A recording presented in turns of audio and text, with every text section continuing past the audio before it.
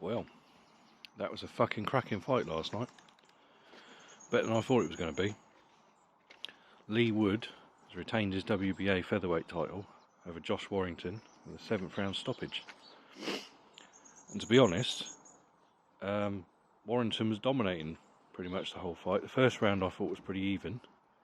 I couldn't really split them. But from the second round onwards, Warrington was just... He was just dominating. Leigh Wood looked worn out in there. He looked lost at times. He landed some good counter punches here and there, don't get me wrong, but Warrington was all over him. It was Warrington's fight.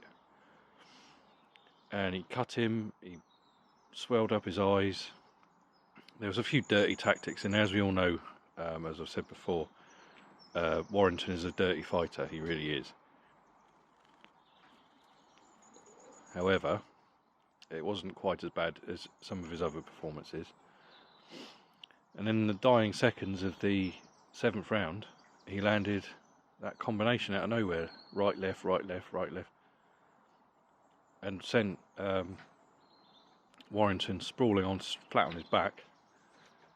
And I was amazed he got up, actually, Warrington. The way he went down, I thought, and the way he took those punches, I thought, he ain't getting up.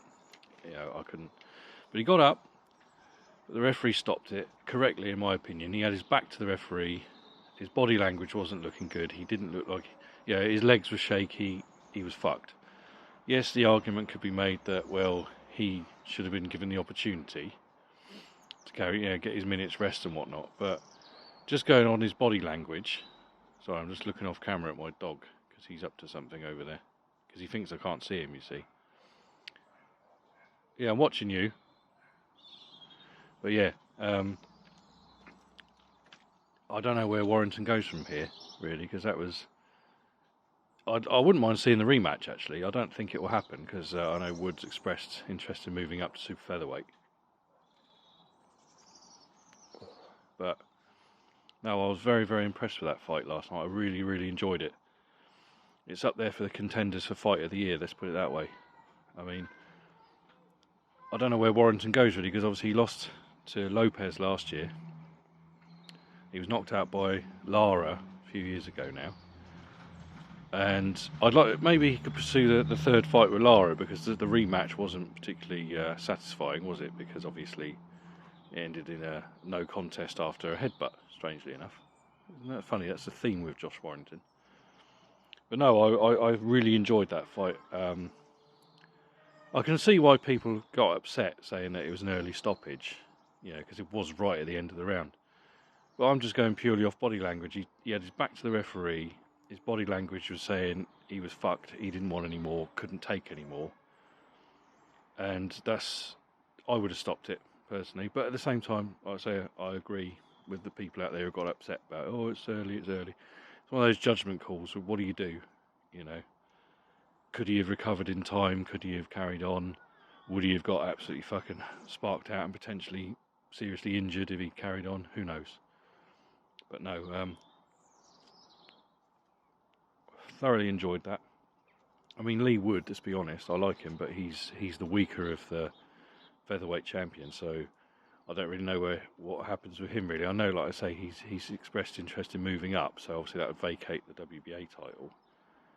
But I don't know. Even at super featherweight, I don't think he'd do a lot, in my opinion. I mean, he's 35 now. I mean, he's not a young man. I mean, he's younger than me, but he's not a young man.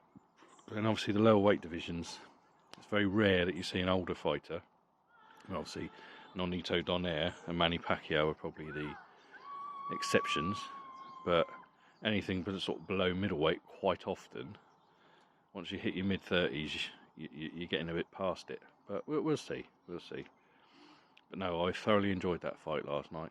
And if you haven't seen it, I recommend it. Really good fight. And also, another fight, I flew totally under the radar. I had no idea it was happening.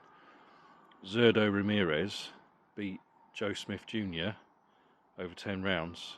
I think it's a cruiserweight, I believe. It's a WBA eliminator or something, I don't know.